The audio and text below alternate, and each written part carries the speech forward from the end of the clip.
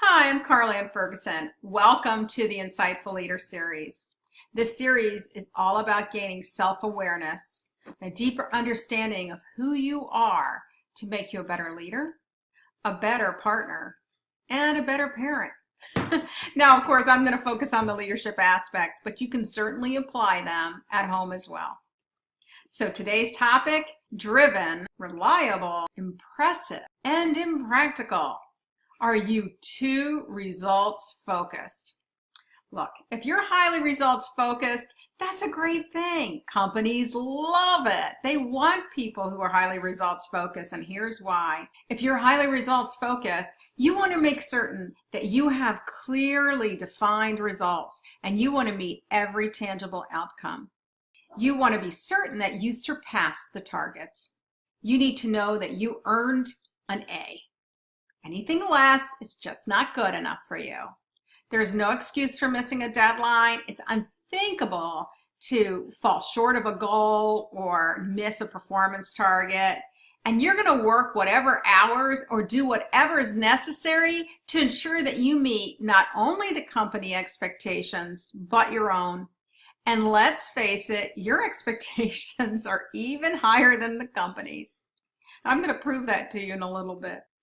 Your boss and others, they're going to describe you as driven, outstanding, and a key player in the organization. You're a very valued member of the company because you make certain that everything you touch is done to the very best of your abilities. You can be counted on to deliver the results and deliver high quality.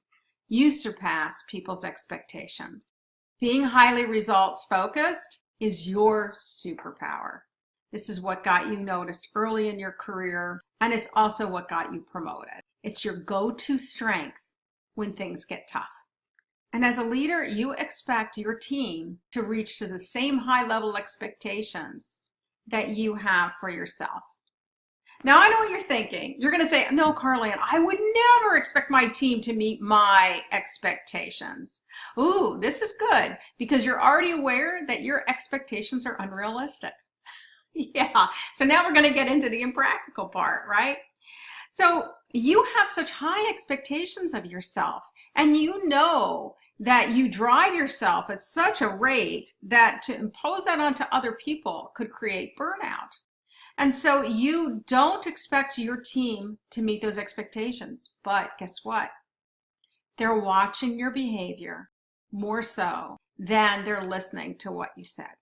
And so as they see you work the late hours, as they see you do whatever's necessary to meet a deadline, they get the message that that is what they need to do too.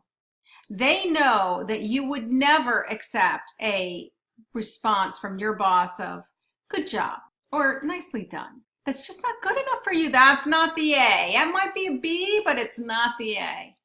So you want to hear, you really knocked it out of the park. That was outstanding. Oh my God, you rocked it. Guess what? Your team wants to hear the exact same thing because then they know that they have met what you would expect of yourself. There is another way that team members can actually know that they're not meeting your expectations, and that is when you jump in to save the day. You see that they're starting to slip on results. You see that they're starting to struggle, and instead of coaching them, the highly results-oriented leader sometimes jumps in to help them with their project. Because after all, it's faster and quicker if you take it over. What triggers this is this fear that you're not going to have the highest quality that it could possibly be. And so as you see this team member struggling, there's kind of a fear, a frustration that you're not even aware of is boiling inside. And so you do what you did in high school and in college, and you jump in to start taking over those tasks and those roles that need to be covered to ensure that the team still gets an A. When this happens, the leader has forgotten that their success is measured by the group's success and not just by their individual contribution. So there's not a teacher looking to say, oh, well, you know, this leader contributed more than the rest of the team members. They're looking for you to develop and grow your team.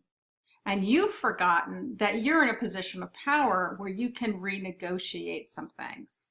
So if you see that a team member doesn't have all the skills they need to complete a job that you've assigned to them, you can go back to your leader and you can renegotiate the due date. And, in some cases you can't, but in some cases you can renegotiate that due date and say, look, I need more time because I'm going to have to mentor this person through this.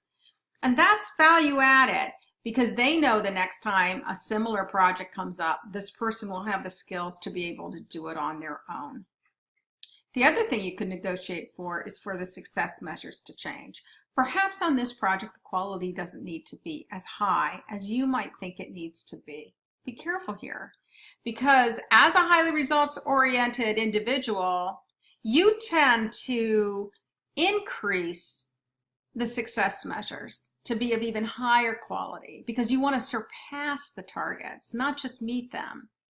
But go back when you're especially working with your team and say, what would meet expectations on this project?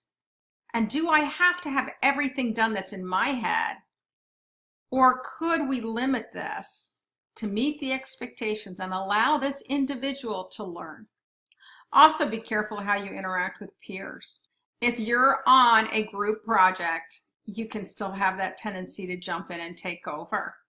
I want you to stop and ask yourself, is this really necessary? Given everything on our plate and the highest priority projects, which ones deserve me looking at it with what does it take to be outstanding? And let me look at the other projects of what does it take to meet expectations?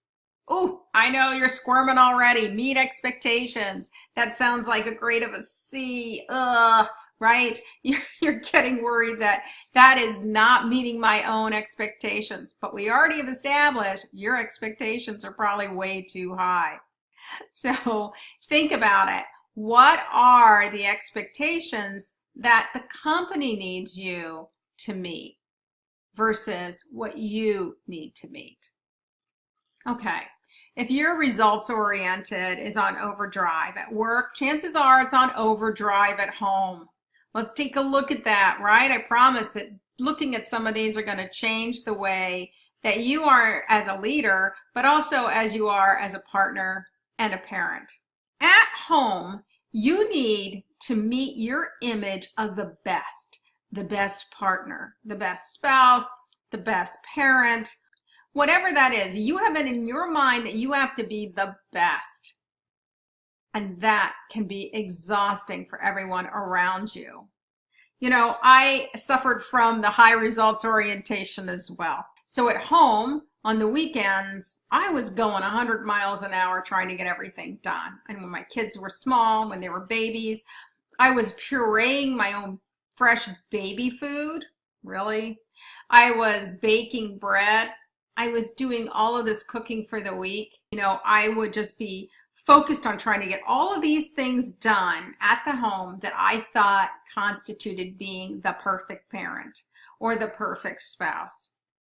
And then even if my husband and I went out to a movie, we got a babysitter, went to the movie, I couldn't relax. I didn't know how to relax. I would sit in the movie theater, kind of sit back in my chair, and for a while I'm really engaged in the movie, then something would pop in my head about all the work I had to get done. And I was like, when am I going to get this done? And so I would be going, okay, I got to get this, and I mentally set aside a block of time on Sunday to return to work.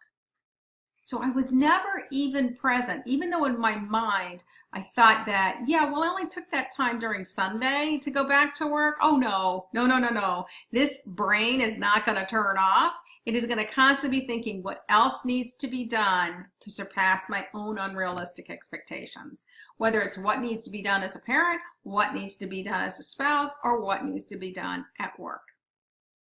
So my husband used to say to me, just sit down, read a book, read a magazine. Oh my God, impossible for me. I would last maybe, 15 minutes. And then I'd be like, I need to get up and do something productive. Productive. There we go. Because resting is not productive, is it? Not if you're the highly results-oriented individual. It's just not productive. But it is. We need productive. We need to recharge, but we don't give ourselves that time. So if you find yourself really having a hard time relaxing, you know that this is you. Here's a couple ways you're going to know. One, what I'm talking about right now is resonating with you. Another way is you've heard people say things. They've alluded to that you are overly results oriented. Could be, comments from your boss about being more mindful of work-life balance. It could be a peer who sarcastically says to you, well, not all of us can be workaholics like you, Carl-Ann. And it could be anything like that that tells you that this superpower of yours is on overdrive.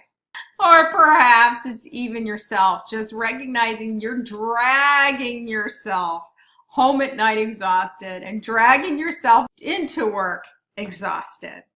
So in this first part, we've raised your awareness that your results orientation may be on overdrive. In the second part, we're going to talk about some tips that you can use to keep your results orientation more in balance, and even start down that path of more awareness of where this came from. So subscribe to my YouTube channel so you can get the second part, and stay tuned for additional videos that talk about other superpowers, because we often have more than one. And if you're really curious to get even more tips and find out more about where these superpowers come from and how to change the beliefs that are driving them, order my book, The Insightful Leader. Find your superpowers, crush limiting beliefs, and abolish self-sabotaging behaviors. And it can be purchased on Amazon. Till next time, keep becoming the insightful leader.